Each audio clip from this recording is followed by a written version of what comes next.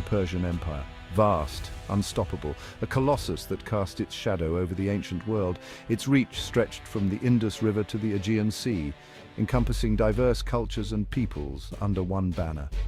Xerxes, king of kings, ruled this empire with an iron fist and a vision of grandeur.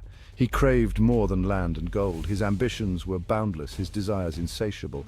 He thirsted for vengeance against the Greeks, a burning desire that consumed him. They had defied his father, Darius, at Marathon, a humiliation that could not go unpunished. Now Xerxes marched west with an army the likes of which the world had never seen. A force so vast it seemed to blot out the sun.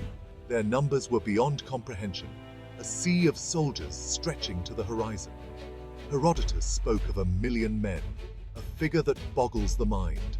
More likely, hundreds of thousands of soldiers formed the spearhead of Xerxes' wrath, each one a cog in the mighty war machine.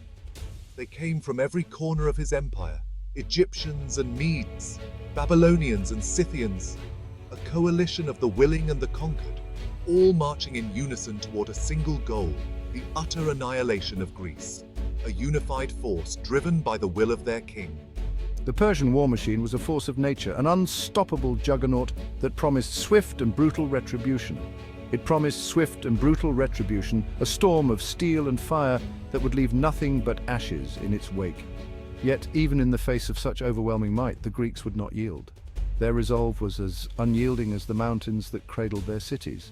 They understood what was at stake. It was not just their land that was in peril, but their very identity.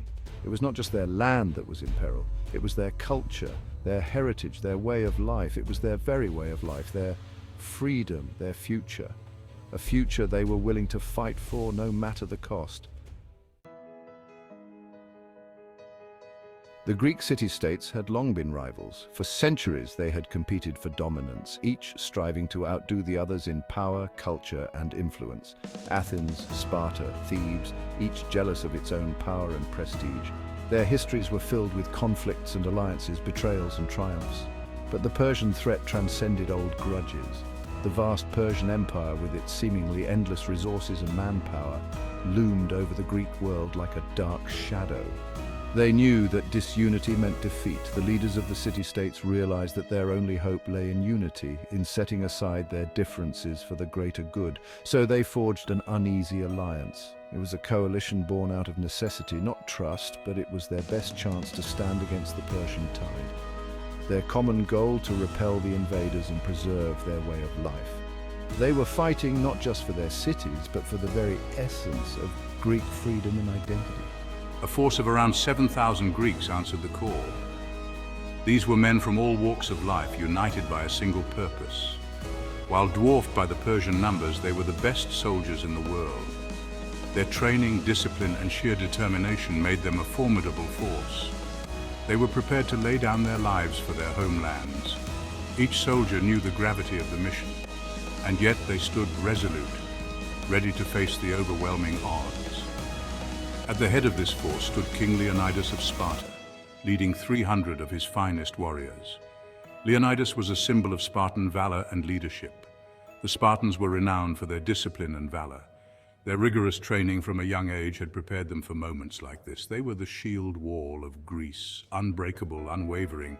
Their phalanx formation was legendary, a testament to their unity and strength. Their mission was clear. The strategy was simple, yet daunting.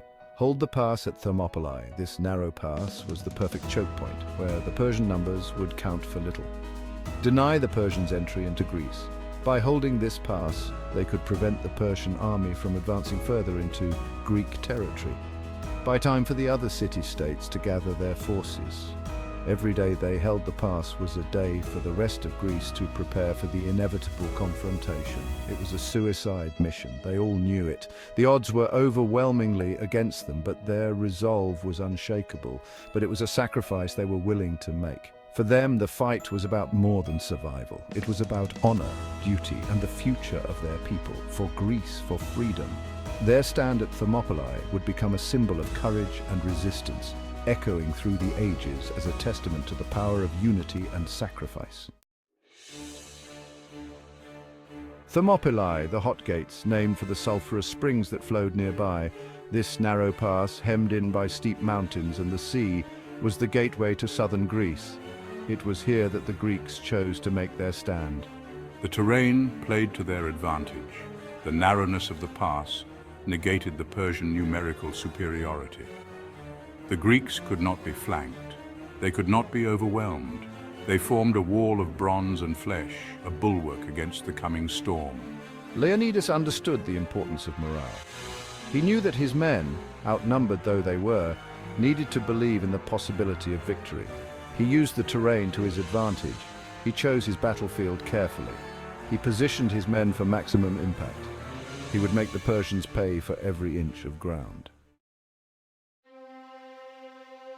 Section 4, against the tide early Greek victories. The Persian army arrived, a wave of humanity, crashing against the Greek lines. Xerxes, confident in his overwhelming numbers, expected a swift victory. He sent wave after wave of his troops into the narrow pass, but the Greeks held. The Spartans, with their superior training and discipline, stood firm. Our shields interlocked, forming an impenetrable wall. Our spears, thrusting in unison, cut down the enemy ranks. The Persians fell by the hundreds, their bodies piling up before the Greek lines. For 2 days, the Greeks held the pass. 2 days of relentless fighting, 2 days of defying the odds. The Persians were shocked and infuriated by the stubborn resistance they encountered. They had never faced such ferocity, such courage. The Greeks fought with the fury of men defending their homes, their families, their very way of life. They fought knowing that their sacrifice would buy precious time for their countrymen. They fought knowing that their deeds would echo through history. Section 5, betrayals sting the path around the pass, but there was another path, a goat track through the mountains, known only to locals. I revealed this path to Xerxes. I betrayed my countrymen for the promise of gold and power. Under the cover of darkness, a Persian force, led by the elite immortals, navigated the treacherous path. They emerged behind the Greek lines, trapping the defenders. Leonidas had been betrayed. His strategic advantage, the very thing that had allowed his small force to hold off the might of Persia, was gone. The news of the outflanking maneuver spread through the Greek camp like wildfire. Despair threatened to engulf them. They had fought bravely, defying the odds. Now they were caught in a deadly trap. Section 6, Glory and Sacrifice, the Spartans' Last Stand. This is a tale of unparalleled bravery, a story that has echoed through the annals of history, inspiring countless generations.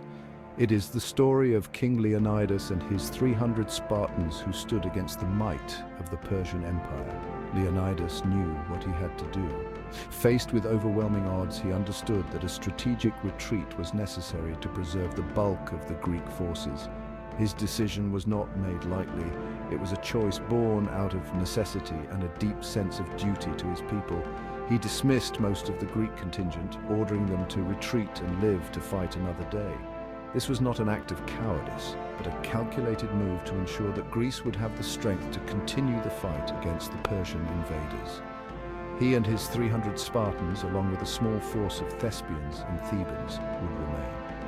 These men were not just soldiers, they were symbols of resistance, willing to lay down their lives for the greater good. Their resolve was unshakable, their courage unmatched. They would make their last stand here in this narrow pass, facing certain death. The terrain was their ally, a natural bottleneck that would neutralize the numerical advantage of the Persian forces. It was a place where their small numbers could hold back a vast army, if only for a while. The Persians attacked. Their numbers seemed endless. A relentless tide of warriors crashing against the Spartan line.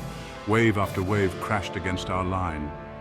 The noise was deafening, the clash of metal on metal, the cries of the wounded and dying. It was a scene of chaos and carnage, but we would not break. Our line held firm, our shields locked together, our spears thrusting forward with deadly precision. We were a wall of iron, unyielding and resolute. We fought with the courage and fury of cornered lions.